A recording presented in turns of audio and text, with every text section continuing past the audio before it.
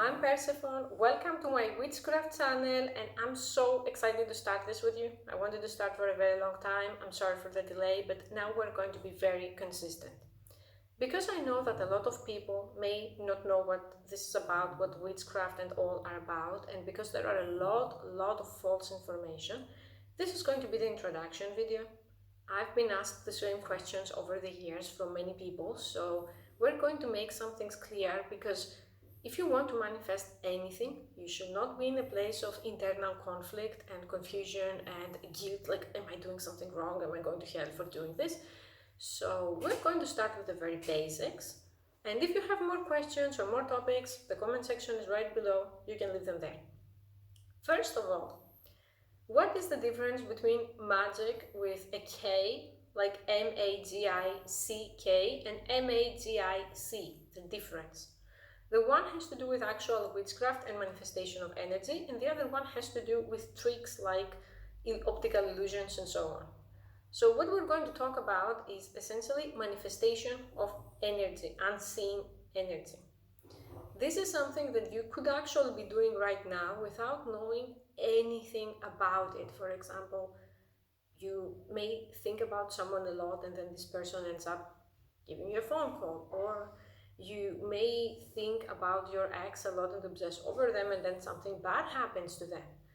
There are people, I believe that spiritual power, I'm going to call it like that, is to an extent being passed down. There are people who have more than others ever since they have been born. Okay, of course at a scale it can be cultivated to actually focus your energy to do the things that you want or to defend yourself, but if you have noticed a lot of like paranormal stuff around you, that could be very real. The question that I get asked a lot is, I belong to a specific religion, can I practice witchcraft or not, and what's going on? In general, I believe that there are good aspects to follow in every religion, and the important thing is if your religion is actually empowering you. Like, does it help you be happier? Does it help you be a better person? Does it align with who you are? Or you have been following it because your parents told you to, or because of your specific country. If your religion has specific concepts, for example, that you should not harm others, let's say you're a Buddhist and so on, you can still practice witchcraft without harming others. For example, I'm going to make videos about this, but this topic fascinates me, so I'm going to give you a hint. Light magic is in general magic that you do for other people without a gain, and it can give them like success, happiness, healing, and so on. And or white magic if you prefer that. And black magic or dark magic is something that you do that usually you gain from, not necessarily money, it's more goal oriented, and it could actually be destructive, and it's mostly defensive. So even if you don't want to do anything bad to someone, I believe that you can use light magic to solve your problems with your enemies. For example, let's say you have a boss, an old woman who is very bitter and she hates you and she's bullying you at work. A dark practitioner would give her a curse and she would die in a month, let's say, or she would have a car crash and they would get rid of her. And you don't want to do that because of your religion. But what if you practice white magic and you help her find a boyfriend and then she's happy and then she moves to be with your boyfriend who is far away and you never see her again? So there are many ways to use energy to your profit that you don't have to necessarily curse. That being said, if you want to curse, if you want to get revenge on someone, I truly believe in your right to self-defense and in your right to balance injustice. So we're going to talk about that too. Overall, the goal is for you to practice critical thinking. I don't want to teach stuff to people that they're not going to have good judgment with them. So you can decide what you're going to do with the information that I'm going to give you. But in any case, it's good to know about that stuff, even if you never plan to use it, to recognize the signs that someone is using them against you. And in that case, if you are under a curse, if you are under a love spell and you are unhappy and you still don't want to use magic, you're going to go to the priests or to the specialists in your own religion and they're going to help you. But even to ask for help, you need to know that there is a problem, that there is a curse, you know? Otherwise, you're just going to have something bad happening to you and you won't even be knowing why. The next question that I usually get is, I'm new to this and I don't have fancy stuff, because when you usually start looking for spells and stuff online, they have all those ingredients like, oh my god, from dead bats to dirt from the cemetery to expensive crystals. Having stuff like that can help, but it's not a necessity.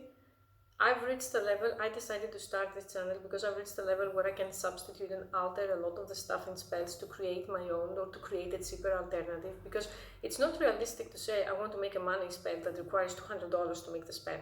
You know, that is pretty self-sabotaging. So the first things that we're going to do are going to be the very basics. They're not going to be expensive, you won't have to spend a lot, and what's most important is going to be your dedication to practice and to improve and do the things that we need to do for that success consistently. Consistency is the key.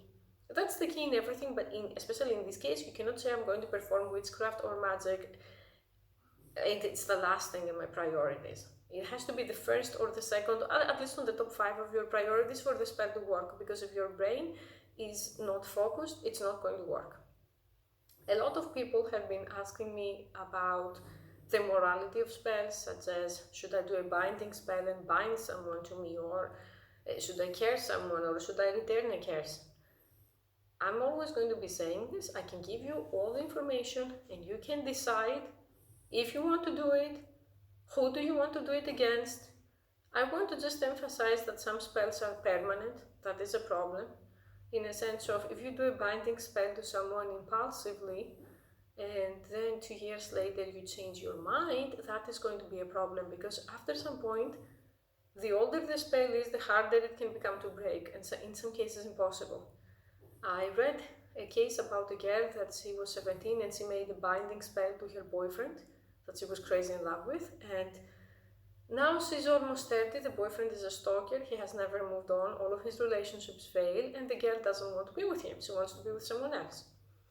So I'm going to tell you, before you make a decision, just sit on it, sleep on it, and you will figure out with time if you want to do it or not for serious stuff like binding, because otherwise binding someone can even create soul ties or generational curses or stuff that they're going to be following you from lifetime to lifetime. You don't want that. I believe in past lifetimes a lot and in reincarnation, and there are specific people that I could only explain that there must have been a soul tie from the past. That's why we're so intertwined. So to summarize this video, you subscribe. We are going to talk about both white magic and dark magic. Anyone who is hateful is going to be removed without the slightest reaction from my behalf. One thing that I want to emphasize is, whatever you focus on, you feed it. So in this channel, I don't have time for people trying to exercise me. I don't have time for people trying to normalize me. I don't have time for people trying to mock me. If you don't believe in any of that and you think it's all stupid, that's totally fine. You do you. I'm only going to say that I started to be very interested in this a few years ago. I come from a family where people all practice witchcraft for many generations, especially from my mother's side. And I was always kind of keeping my distance, because the people who practiced it were all very toxic and I didn't want much to do with them, and I needed to do research on my own because I had hit a wall that I could not overcome. For example, the emotional vampires. Emotional vampires are something that even psychiatry, if you look emotional vampire on Psychology Today or on other reputable sites, you're going to see that they admit, the specialists there admit that there are people that you meet them and they drain you. After that, you need to sleep, you need to eat, you are exhausted, you are upset, and they don't know why. And the only thing they recommended was go no contact. Okay, but what if no contact is not an option? What if you serve children? Or what if you don't have the money to leave their house? Then what do you do? And I realized that I didn't stop, obviously, believing in using Western medicine, psychiatry, psychology, and so on, but I realized there's more to that. So if you ask me now, what's your opinion and why do you even bother with magic? I'm going to say this. The same way that acupuncture used to be considered a scam until a few years ago, like putting needles to cure like diseases, of it is a scam. And then scientists found out that every time you place the needle, there are small amounts of endorphins that they're being released, and actually you do feel less pain, and it can be explained, it can be measured, and it's not a scam. The same way, a lot of the things we're going to talk about here, they have truth inside them and there is a scientific explanation, but no one bothered to actually research, or even worse, there is an answer that is being hidden from the general public because society wants you lost, weak, and enslaved.